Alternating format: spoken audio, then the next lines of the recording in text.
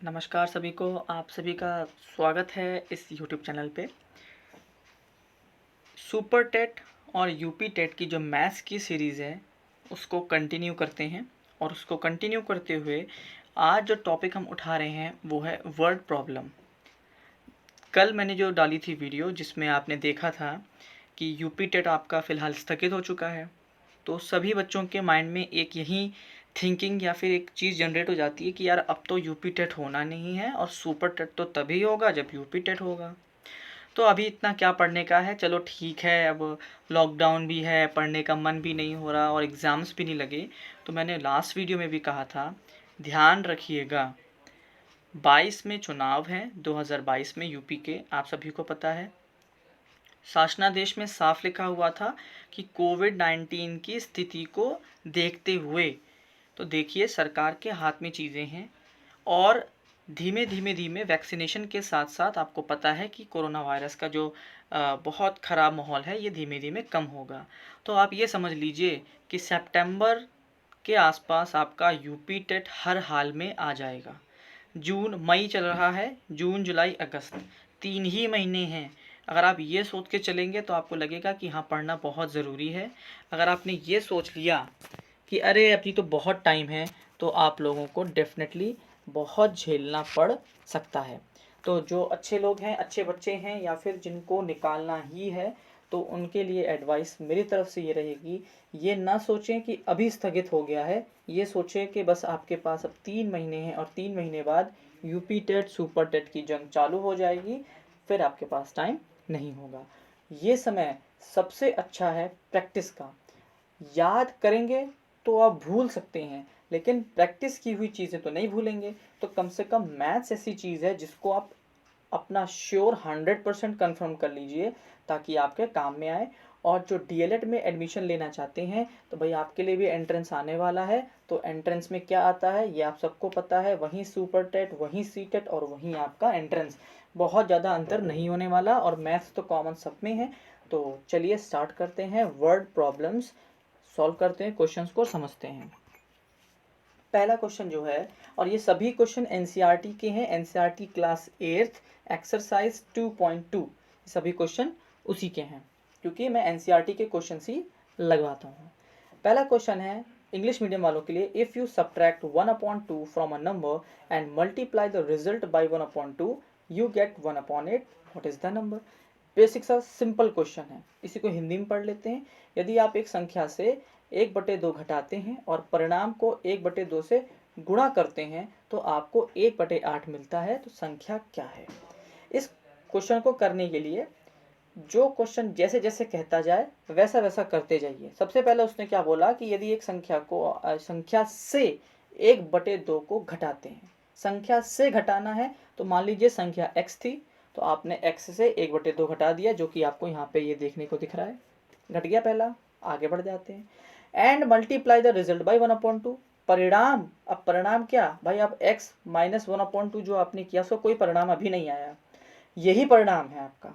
इसी परिणाम को जब आप किससे गुणा कर दें, 1/2 से गुणा कर दें, तो देखिए x माइनस 1/2 ये तो पूरा एक है ना, तो इस पूरे को 1/2 से आपको क्या कर देना, मल्टीप्लाई। ये चीज़ को ध्यान रखना ज़रूरी है क्योंकि देखिए एक जो मैथ वाले बच्चे होंगे वो 2 मिनट में बात को समझ जाएंगे कि 1/2 ब्रैकेट माइनस एक्स माइनस 1/2 और 1/2 माइनस एक्स माइनस 1/2 में बहुत बड़ा अंतर है, बहुत बड़ा अंतर है। अगर सॉरी माफ़ करिएगा, यहाँ पे गुणा, बहुत बड़ा अंतर है। ये ब्रैकेट लगने से क्वेश्चन का पूरा रूपरेखा ही बदल जाती है। इसीलिए ब्रैकेट लगाना क्यों ज़रूरी है, क्योंकि जो पूरा रिजल्ट है या जो पूरा परिणाम है उसको 1/2 से गुणा करना है, तो आपने गुणा कर दिया। फिर क्या बोलता है, यू गेट 1/8, यू गेट 1/8 मतलब आपको क्या मिलेगा, 1/8 मिल जाएगा। मतलब जब आप इन सबको पूरा सॉल्व कर लेंगे तो आंसर जो है वो 1/8 आना चाहिए। तो तीसरी कंडीशन में हमने लिख दिया कि अगर हम एक संख्या को 1/2 से घटाने के बाद 1/2 से गुणा करने के बाद हमारा जो उत्तर है वो 1/8 आएगा, ये 1/8 आएगा। अब आगे देखते हैं इसका सॉल्यूशन। तो भैया हमने लिख लिया x minus 1/2 minus into 1/2 equals to 1/8, ये हम समझ चुके हैं। अब देखिए हम क्या कर रहे हैं, इस 1/2 को उठा के ले जा रहे हैं 1/8 के पास।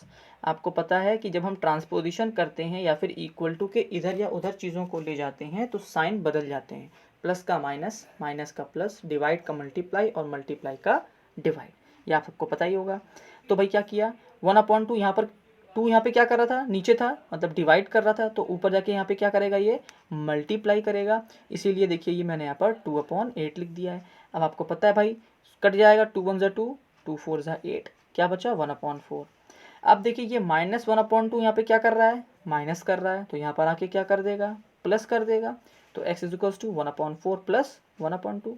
एलसीएम लीजिए, 4 आया, 4 1 ज़ा 4, 1 1 ज़ा 1 और 2 2 ज़ा 4, 2 1 ज़ा 2, दैट इज 3/4 इसका आंसर हो गया।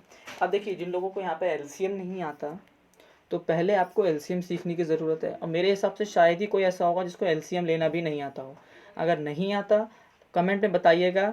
एलसीएम की 1-2 वीडियो मैंने बनाई थी क्लास 5th 6th के बच्चों के लिए, वो मैं आपको लिंक शेयर कर दूंगा, तो आप वहाँ से एलसीएम निकालना भी सीख सकते हैं। तो आंसर कितना आ गया, 3/4। तो वो नंबर कौन था कि जिसमें 3/4 से 3/4 में 1/2 माइनस करने के बाद और 1/2 मल्टीप्लाई करने के बाद आंसर 1/8 आता है, तो वो नंबर है आपका 3/4। बिल्कुल आगे बढ़ जाते हैं, थोड़ा सा स्टैंडर्ड बढ़ा लेते हैं। The parameter of a rectangular swimming pool is 154 metre, its length is 2 metre more than twice its breath. पूरा खेल यहीं पर है। What are the length and the breath of the pool. Hindi में पढ़ लेते हैं। एक आयताकार स्विमिंग पूल की परिधि 154 मीटर है, इसकी लंबाई इसकी चौड़ाई से 2 गुने से 2 मीटर अधिक है, मतलब 2 गुना भी है और फिर उससे भी 2 ज़्यादा है। तो पूरी लंबाई और चौड़ाई बताइए। तो भाई देख लीजिए, मान लेते हैं कि इसकी जो ब्रेथ है या चौड़ाई वो x है। अब देखो ध्यान से देखिए क्वेश्चन क्या बोलता है, 2 गुना, 2 गुना मतलब क्या होता है, 2 इंटू एक्स, ये होता है 2 गुना, और इससे भी 2 ज़्यादा, तो 2 इंटू एक्स मतलब 2x हो गया, 2x से भी 2 ज़्यादा तो कितना हो जाएगा 2x प्लस 2। ये कहाँ से आया, 2 गुने से भी 2 ज़्यादा, ज़्यादा मतलब जोड़ दीजिए। तो भाई लेंथ कितनी हो गई 2x प्लस 2। पैरामीटर या परिधि कितनी दी गई थी 154। रख देते हैं भैया क्वेश्चन में, जरा रख लेते हैं भैया। क्या होता है पैरामीटर ऑफ रेक्टेंगल, परिधि क्या होती है, तो 2 गुणे लंबाई प्लस चौड़ाई होती है। अब देखिए 2 तो हो गया, अभी हमने लेंथ पीछे कितनी निकाली थी 2x प्लस 2, ब्रेथ कितनी निकाली थी x, बहुत आसान, 2x प्लस x करेंगे तो 3x हो जाएगा। तो क्या बचा देखो भाई 3x प्लस 2 बचा। अब इस 2 का मल्टीप्लाई अंदर करा लीजिए, तो 2 3 जा 6x, 2 2 जा 4, 154। 4 यहाँ पर प्लस करा था, यहाँ पर आएगा तो माइनस हो गया, कितना हो गया 150। अब ये जो x है यहाँ पर आके इसको क्या करेगा डिवाइड, क्योंकि देखिए 6x का मतलब क्या होता है 6 गुणे x।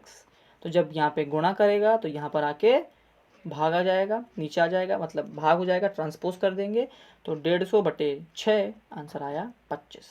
ये क्या निकला, सिर्फ x निकला, और x आपकी क्या थी, केवल चौड़ाई थी। तो लंबाई कैसे निकालेंगे, तो लंबाई के लिए आपने एक फार्मूला सोचा था या आपने लेट किया था, वो था 2x प्लस 2। तो x की जगह आप क्या रख देंगे, x की जगह रख देंगे आप 25, तो 2 गुणे 25 प्लस 2, आंसर आ गया आपका 52। तो 25 और 52 आपका आंसर हो गया। अगला क्वेश्चन देखते हैं, बढ़िया क्वेश्चन है।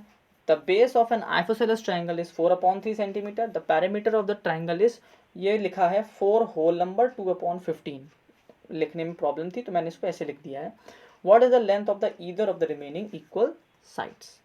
समद्विबाहु त्रिभुज का आधार 4/3 सेंटीमीटर है, त्रिभुज की परिधि 4 होल नंबर 2/15 है, शेष समान भुजाओं की लंबाई क्या है। अब सबसे पहली क्वेश्चन आता है कि आइसोसेलेस या समद्विबाहु त्रिभुज होता क्या है। तो भाई देख लेते हैं, 3 प्रकार के आपने ट्रायंगल के बारे में पढ़ा होगा, आइसोसेलेस है, स्केलीन है और आपका इक्विलेटरल है। हिंदी में थोड़ा सा समस्या है, समद्विबाहु होता है, एक विषम बाहु होता है, और एक आपका जो तीनों बराबर होते हैं उसको क्या बोलते हैं, कुछ कहते होंगे, हिंदी में थोड़ा समस्या रहती है मेरे को। चलिए, तो जो इसमें तीनों साइड होती है इसको इक्विलेटरल कहते हैं, और हिंदी में कुछ उसको कहते होंगे, जिसको पता वो कमेंट में ज़रूर बताएगा।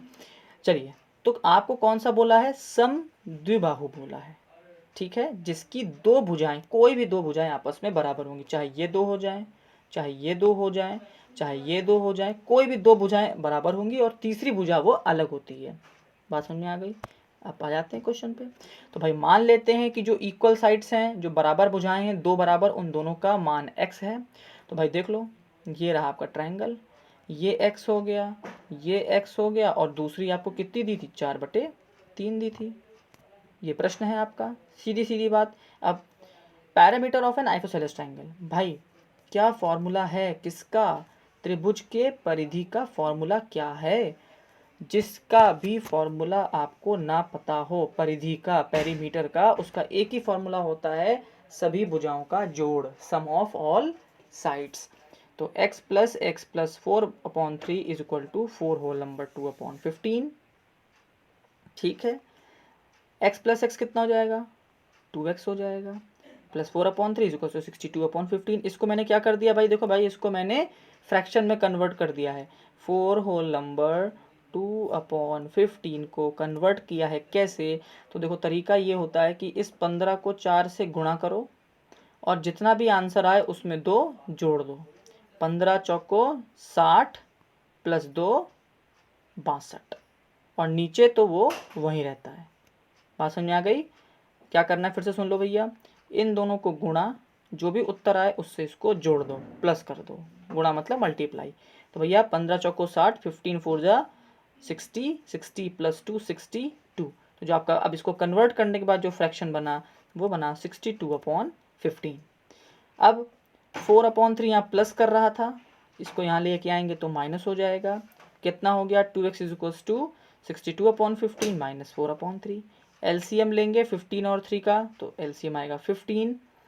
अब 15 1 ज़ा 15, 1 62 ज़ा 62, 3 5 ज़ा 15 और 5 4 ज़ा 20। माइनस करेंगे 42/15। अब देखिए 2x यहाँ पे क्या कर रहा था, मल्टीप्लाई, बताया मैंने आपको, 2x मतलब 2 × x होता है, मल्टीप्लाई कर रहा है तो यहाँ पर आकर डिवाइड कर जाएगा।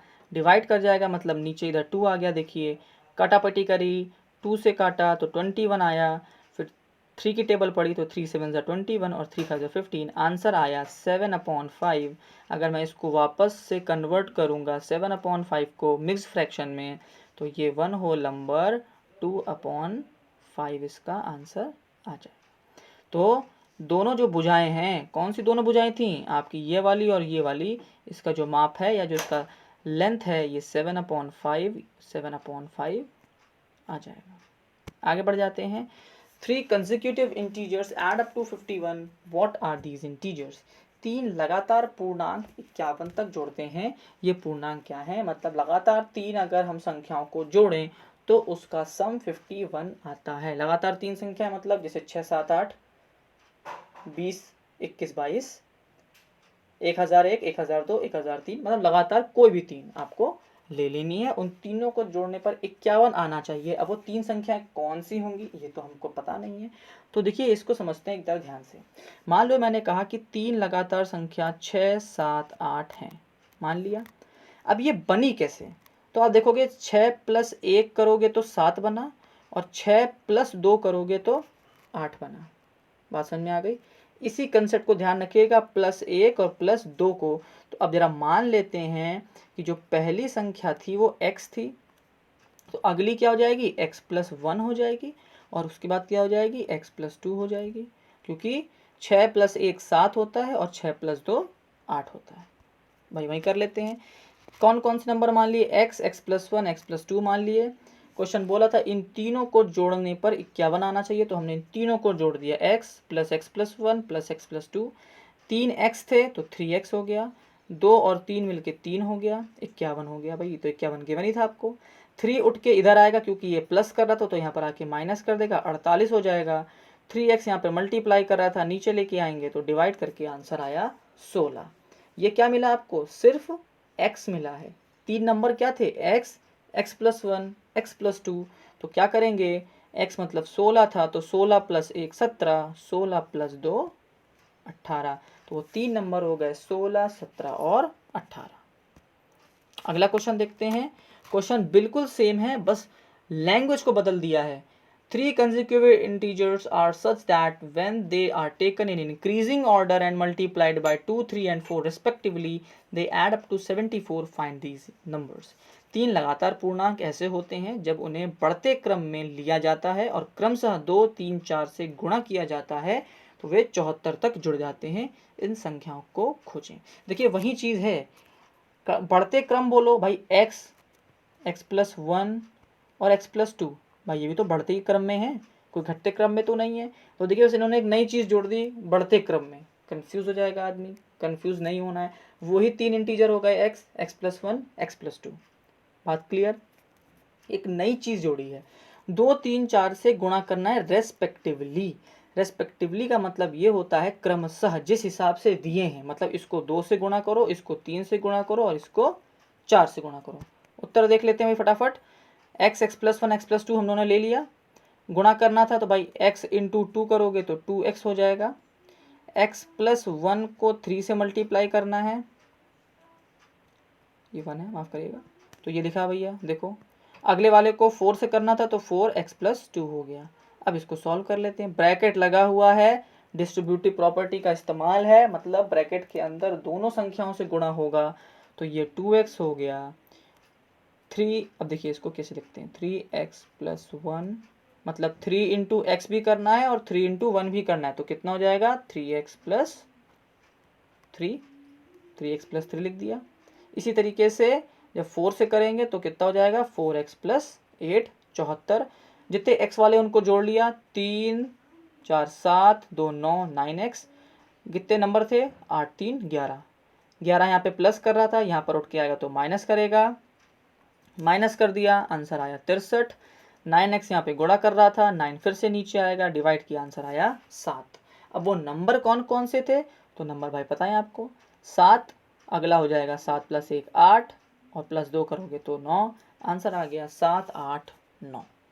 ये 5 क्वेश्चन जो मैंने आज आपको एक्सरसाइज 2.2 के एनसीईआरटी क्लास 8 से कराए हैं, क्योंकि आपको पता है वर्ड प्रॉब्लम 101% आएंगे, चाहे वो एज से रिलेटेड हो। जो क्वेश्चन आपको पैरामीटर वाला मैंने कराया था, परिधि वाला कराया था, एक रेक्टेंगल उसका था जो क्वेश्चन था, दूसरा क्वेश्चन था, वो क्वेश्चन आपको देखने को मिला है सुपर टेट में। अगर आप पेपर देखना चाहें तो आप देख सकते हैं, इस तरह के क्वेश्चन ज़रूर आते हैं।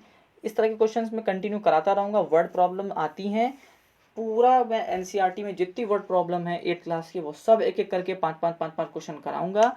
5 किस लिए, क्यों, ताकि बहुत लंबी वीडियो होगी तो आप भी बोर होते हैं, इसलिए 5 क्वेश्चंस को खुद से करिए, फिर सॉल्यूशन देखिएगा, पॉज कर करके करिएगा, एक बार नहीं, 2 बार नहीं, 3 बार लगाइएगा। कहीं कोई समस्या आए कमेंट बॉक्स में पूछिएगा। ये आप लोगों के लिए मैं मेहनत कर रहा हूँ, तो इसका आप यूज़ करिए। खाली टाइम है, इसको यूटिलाइज करना है, वेस्ट नहीं करना है। अचानक से पेपर आएगा, आपको याद भी करना है, प्रैक्टिस भी करनी है, सब चीज़ें करनी है। याद करने के चक्कर में प्रैक्टिस रह जाती है और वहीं जो 2-4 नंबर का गैप है वो मैथ्स क्रिएट कर देता है। जिनकी मैथ अच्छी है उनको ज़बरदस्त तरीके से लगना चाहिए, और जिनकी मैथ्स उतनी अच्छी नहीं है तो उनको ज़बरदस्त तरीके से लगना चाहिए, ताकि वो बराबरी कर सके उनसे जिनको मैथ्स आती है। एक भी सेक्शन को छोड़ के मत चलिए। कुछ लोग मुझसे पूछते हैं कि सर किस में ज़्यादा नंबर ले आएँ, तो देखिए पेपर कोई नहीं जानता, हो सकता है मैथ्स ही इतनी टफ आ जाए कि जो बड़े बड़े मैथमेटिशियन बैठ के सोच के गए थे कि मैथ्स में 20 नंबर लाऊंगा, वही 12 नंबर पे अटक जाए। कोई भरोसा नहीं, इसलिए आप कोई सेक्शन सोच के मत जाइए, ये सोच के जाइए मुझे हर सेक्शन में कम से कम इतने इतने इतने स्कोर करने हैं, बाकी जितना ऊपर आप कर सकते हैं वो आपकी दम। तो कोई एक सेक्शन को अच्छा खराब सोच के मत जाइए, अभी बहुत समय है, 3 महीने हैं, इसको वेस्ट मत करिए, पढ़ते रहिए और सभी लोग नौकरी पाइए, यही हम चाहते हैं। तो आई होप आपको वीडियो समझ में आई होगी, मज़ा आया होगा तो please like share and subscribe. Thank you and have a nice day.